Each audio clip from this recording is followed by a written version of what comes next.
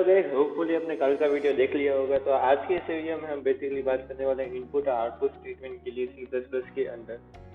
सबसे पहले guys C plus plus की सिंटैक्स की बात करेंगे, की ओर जाएंगे। सबसे पहली लाइन है hashtag include iostream. Guys hashtag include एक प्री प्रोसेसर डायरेक्टरी है ये, जो फाइल को इंक्लूड करता है। ये इंक्लूड की भी बात कर रहा हूँ। इंक्लूड की हैशटैग इंक्लूड से कोई भी फाइल जो है वो अपने कोड के अंदर इंक्लूड करवा सकते हैं। उसके बाद है आईओस्ट्रीम। गाइस आईओस्ट्रीम एक हार्डवेयर फाइल है जो इनपुट और आउटपुट के लिए काम करती है। बेसिकली इनपुट लेती है और आउटपुट को प्रिंट करती है। उसके बाद हम बात करेंगे आईएनटी मेन की। गाइस आईएनटी जो मेन है वो एक कोडिंग का बिगिनिंग स्टेप है, जहाँ पे मेन फंक्शन जो होगा आपका वो इसके अंदर होगा। बेसिकली आईएनटी मेन का मतलब यही है कि आपका जो मेन फंक्शन है वो यहीं से स्टार्ट होगा। गाइस किसी भी सी प्लस प्लस कोडिंग के अंदर आईएनटी मेन जो है वो मैंडेटरी है। ये हर एक फंक्शन के अंदर होना ही चाहिए। इसके अंदर का कोड ही रन हो रहा होगा बेसिकली हमारे आउटपुट के दौरान। उसके बाद गाइस ये अंडरस्कोर मान क्या करता है। एचटीडी का मतलब गाइस सबसे पहले स्टैंडर्ड होता है। ये क्या स्टैंडर्ड का जो काम है वो होता है बेसिकली इनपुट आउटपुट को मैनेज करना। यहाँ पे आपको स्टैंडर्ड के ऊपर ये एक मेन नेम स्पेस फाइल है, जहाँ मैं आपको आगे दिखाऊंगा विजुअल स्टूडियो के अंदर कि एक्चुअली जो है वो स्टैंडर्ड फाइल है, जिसके अंदर स्टैंडर्ड इनपुट आउटपुट हो रहा होगा। और आईओस्ट्रीम भी बेसिकली वही फाइल है, लेकिन एचटीडी जो है वो आईओस्ट्रीम के अंदर आती है। इसलिए हमें आईओस्ट्रीम लिखना पड़ेगा फाइल, पहले उसको इंक्लूड करवानी पड़ेगी। उसके बाद एचटीडी आईओस्ट्रीम के अंदर से आ रहा होगा। उसके बाद है अंडरस्कोर। अंडरस्कोर का गाइस काम ये होता है कि आपका कोई भी स्टेटमेंट खत्म हो जाता है तो आपको अंडरस्कोर लिखना पड़ेगा, जिसके कारण कंपाइलर समझ जाएगा कि अभी ये स्टेटमेंट है ये खत्म हो गया है। अब वो उसके बाद नेक्स्ट स्टेटमेंट की ओर मूव ऑन करेगा। उसके बाद है स्लैश एन। स्लैश एन का काम ये होता है कि किसी भी लाइन को ब्रेक करने का अंदर होता है। किसी भी लाइन को ब्रेक करना है तो आपको स्लैश एन लिखना पड़ेगा। उसके अलावा और एक ऑप्शन भी आता है एंडल्स, वो हम कोडिंग के अंदर देख रहे होंगे जब हम विजुअल स्टूडियो के अंदर होंगे। उसके बाद है गाइस रिटर्न जीरो। गाइस जैसे ही कंपाइलर को दिखता है कि इधर रिटर्न जीरो, इसका मतलब ये होता है कि कंपाइलर जो है प्रोग्राम के अंदर से टर्मिनेट हो जाएगा। टर्मिनेट होने का मतलब है वो प्रोग्राम से बाहर आ जाएगा। उसके बाद है गाइस ये curly bracket. Guys curly brackets आप जब भी किसी फंक्शन को स्टार्ट कर रहे होंगे उसके अंदर आपको कर्ली ब्रैकेट्स यहाँ पे स्टार्टिंग है और यहाँ पे एंडिंग है। आप दोनों साइड आईएनटी मेन के बाद भी curly bracket, open curly bracket है और लास्ट में क्लोज कर्ली ब्रैकेट है। दोनों का मतलब ये होता है कि यहाँ से फंक्शन स्टार्ट हो रहा है। बताया गाइस हमने विजुअल स्टूडियो की ओर। गाइस ये फंक्शन पहले से मैंने लिख के रखा है। इसे एक बार रन करेंगे यहाँ से प्ले बटन के ऊपर से जो रन कोड है।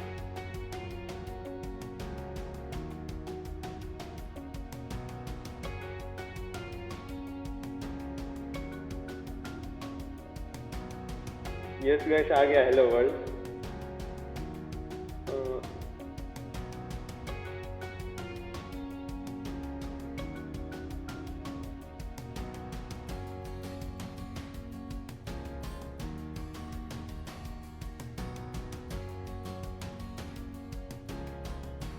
प्रिंट करते हैं इस प्रोग्राम के।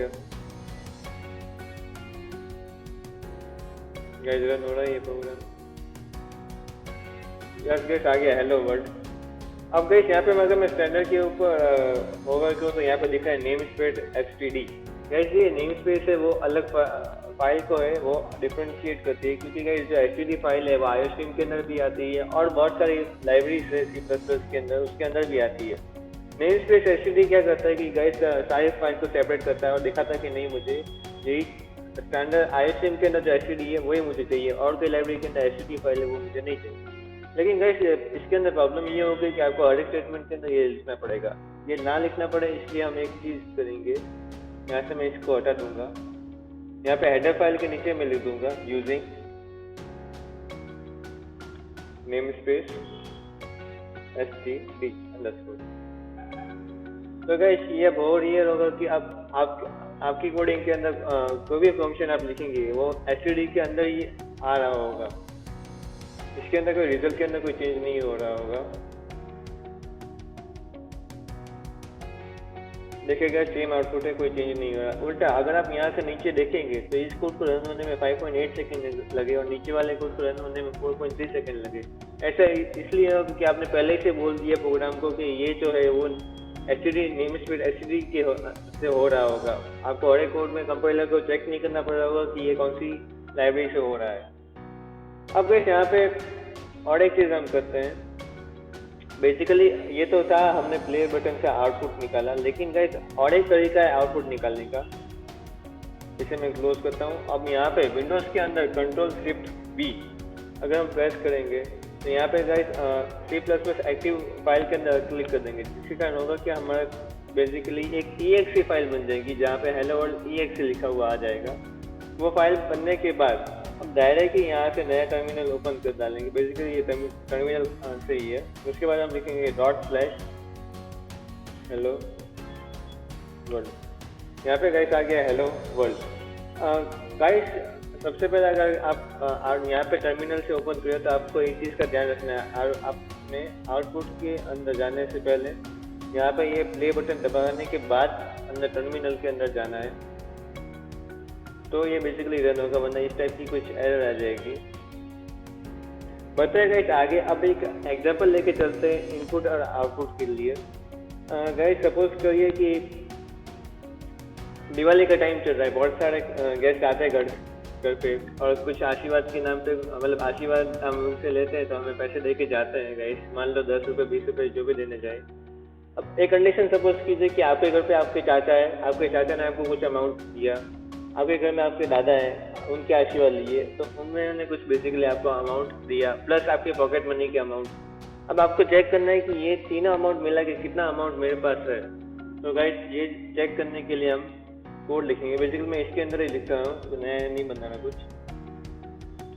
तो अब सबसे पहले एक वेरिएबल बना रहता है INT amount 1 अंडरस्कोर। गाइस इससे हमने क्या किया कि अमाउंट 1 जो है उसकी जो भी आप जो भी वैल्यू डालेंगे वो बेसिकली अमाउंट 1 के अंदर स्टोर हो रही होगी। उसके बाद हम इसे प्रिंट करवा लेंगे। अब हम इसके इनपुट लेते हैं Cin amount 1। गाइस यहाँ पे आप देख रहे होंगे कि हम Cout के टाइम ये यूज नहीं करते, हम यूज करते हैं ये वाला। गाइस इसे इंसर्शन ऑपरेशन कहते हैं नीचे वाले को, और ऊपर वाले को एक्सेशन ऑपरेशन कहते हैं। सीन के दौरान एक्सेशन वाले प्रोसेसर को ऑपरेटर को यूज करेंगे और नीचे वाले इंसर्शन ऑपरेटर को हम Cout के दौरान यूज कर रहे होंगे। तो ये जो अमाउंट था, ये अमाउंट था आपके अंकल या अमाउंट। अभी और एक अमाउंट है INT amount 2, इसे भी हम इनपुट करवा लेंगे।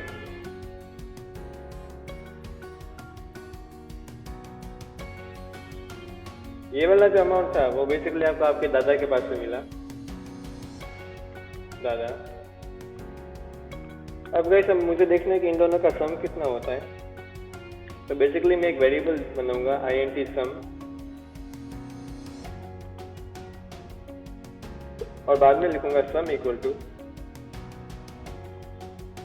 Amount 1 plus amount 2 underscore. अब मैं Cout कराऊंगा, Cout इंसर्शन ऑपरेटर सम और लास्ट में एंडले। गाइस ये एंडले मैं आपको बता रहा था कि /n का एक दूसरा वेरिएबल होता है एंडले। एंडले का काम यही होता है कि लाइन को ब्रेक कर देता है, एंड ऑफ लाइन इसे कहा जाता है। अब गाइस यहाँ पे मैंने हेलो वर्ल्ड की तरह ये अंडरस्कोर वाली चीज़ नहीं लगाई ऊपर वाले। अगर गाइस मैं ऐसा करता तो जो वहाँ पे प्रिंट हो रहा होगा वो बस सम इनपुट हो रहा होगा, ना कि सम की वैल्यू जो हम चाहते हैं। इसलिए मैं दोनों करके दिखाता हूँ आपको। Cout सम एंडल। अब गाइस इस प्रोग्राम को रन करके देखते हैं। ये प्रोग्राम को रन किया, टर्मिनल के ऊपर गए,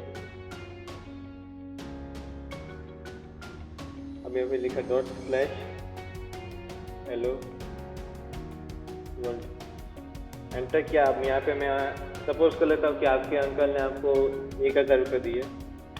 आपके दादा ने आपको 2,500 रुपये दिए, तब आपके पास कितना अमाउंट हो रहा होगा? तो 3,000 रुपये गए आपके पास अमाउंट हो रहा होगा। यहाँ पे गए जब हमने पहले सम किया वहाँ पे बस सम प्रिंट हुआ, ना कि सम की वैल्यू जो हमने बताई थी। सम की वैल्यू जो थी वो 3,500 थी।